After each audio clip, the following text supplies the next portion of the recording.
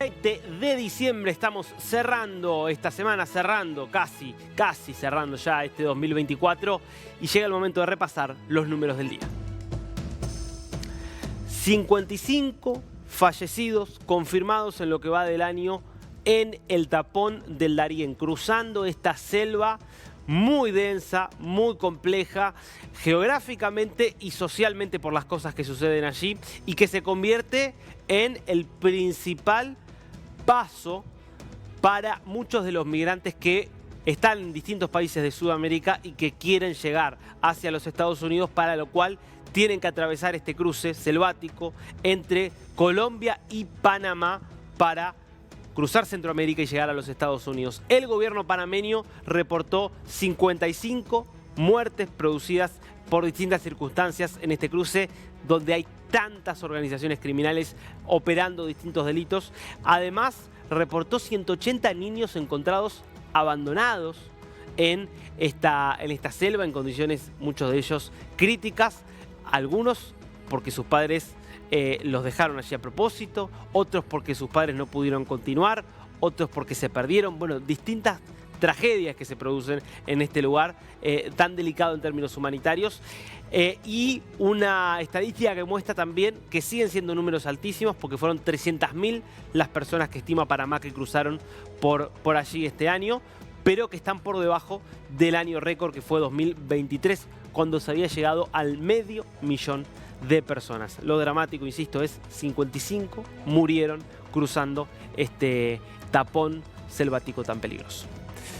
Segundo número del día, es el número que celebra hoy el gobierno argentino, aunque es un número, la verdad que es terrible, pero lo que celebra es la tendencia. Me estoy refiriendo al número de la pobreza. 38,9%, lo que informó el Ministerio de Capital Humano a partir de un análisis de los datos de lo que ocurrió en el tercer trimestre del año 2024. Estamos hablando del trimestre que llega e incluye hasta septiembre, hasta la parte final de septiembre, que marca un descenso muy importante. Yo no sé si podemos ver el gráfico que muestra cómo ha sido la evolución de la pobreza en el último año, recordando que la pobreza, hablar de Argentina con 38,9% de pobreza es un número altísimo para lo que es la historia argentina, históricamente uno de los países con menores niveles de pobreza de América Latina. Hoy es un número muy alto para lo que es Sudamérica, si lo comparamos. Digo, Chile tiene 6% de pobreza, Uruguay está en 8, 9%, 10% como mucho, Brasil debe tener 20 y pico % de pobreza. Estamos hablando, insisto, de una región que ha ido bajando la pobreza, Argentina la ha ido subiendo.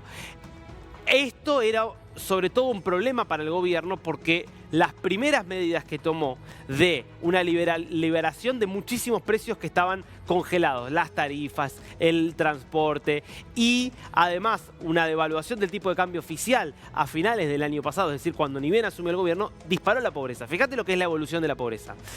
Lo que ves de este gráfico que arranca en 2016 es que los últimos 20 años, sacando a algún momento en 2017, que llegó a estar en 24,5%, estuvo casi siempre en torno al 30% o por arriba.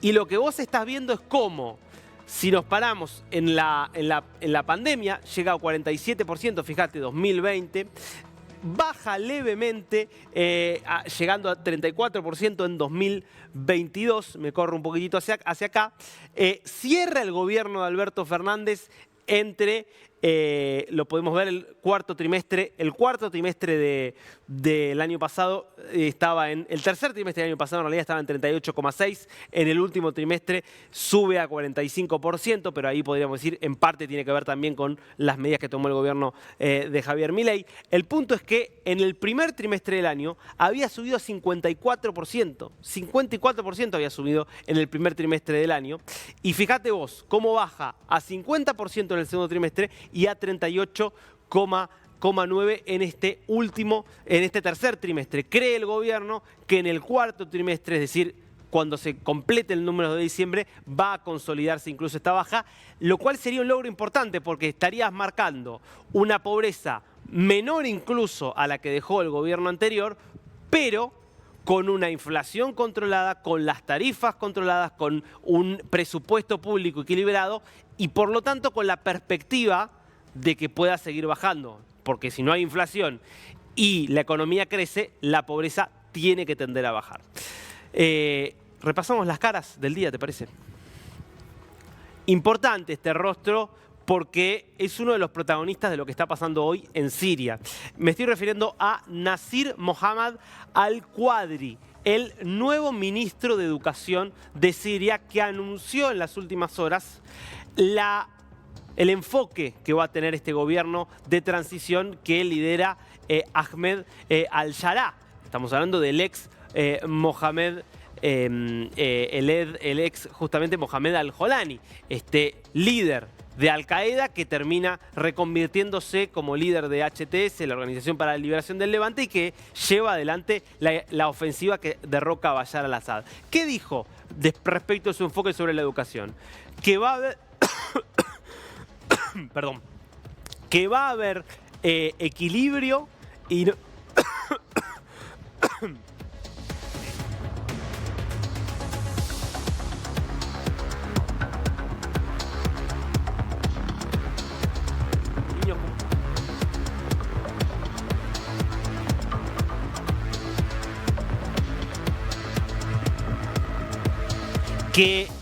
¿Qué dijo concretamente el ministro de Educación del nuevo gobierno sirio? Que va a haber equilibrio y igualdad de condiciones para niños y niñas en el sistema educativo sirio, que van a poder acceder de la misma forma en que accedían hasta ahora, que tampoco va a haber discriminación de tipo religioso, es decir, que van a poder los miembros de la minoría cristiana, drusa, incluso de la minoría islámica, pero dentro del Islam que es mayoritario, los saharaui que son minoría, que todo va a seguir igual y que no va a haber ninguna modificación en ese sentido. Que la única modificación va a ser que se va a eliminar todo el estudio que había sobre el Baath, que es el partido de al-Assad. Sí, al-Assad había incluido el estudio de su partido político, es decir, el estudio básicamente de la historia de su familia, como parte de la enseñanza obligatoria. Bueno, es toda una señal, porque si nos vamos a Afganistán, los talibanes, que también habían dicho que iban a volver mucho más tolerantes, ni bien tomaron el poder, sacaron a las mujeres del sistema educativo y las borraron de la vida pública. Bueno, señal de que el gobierno sirio no quiere ir por ese camino, sino que quiere ir verdaderamente por un camino de mayor moderación. Segundo rostro del día, William J. Burns. Nos vamos también y nos mantenemos en Oriente Medio porque acaba de completar el director de la CIA un viaje por Qatar. Un solo día estuvo en Doha para mantener reuniones de alto nivel en pos de encontrar una salida negociada al conflicto en Gaza. Había hace algunos días mucho optimismo de que podía ser inminente un acuerdo con Hamas.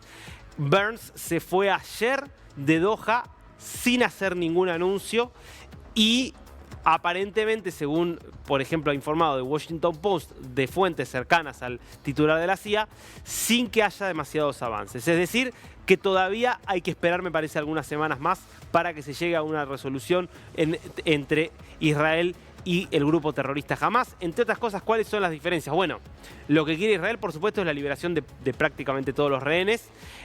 Lo que dice Hamas es todavía no estamos en condiciones de eso. Pero los puntos concretos de debate son: Israel quiere una lista completa de todos los rehenes y una identificación de quiénes están vivos y quiénes están muertos, y quiere también que haya soldados entre aquellos que sean liberados. ¿Qué es lo que dice Hamas? Primero, para hacer una lista completa necesitamos una semana donde no haya conflicto, donde haya una tregua de una semana para poder ver cómo está todo. Y segundo, no queremos por ahora liberar soldados. Bueno, parte de las negociaciones, de todas maneras, hay optimismo a que dentro de algunas semanas pueda haber un acuerdo y algunos rehenes puedan volver a su casa.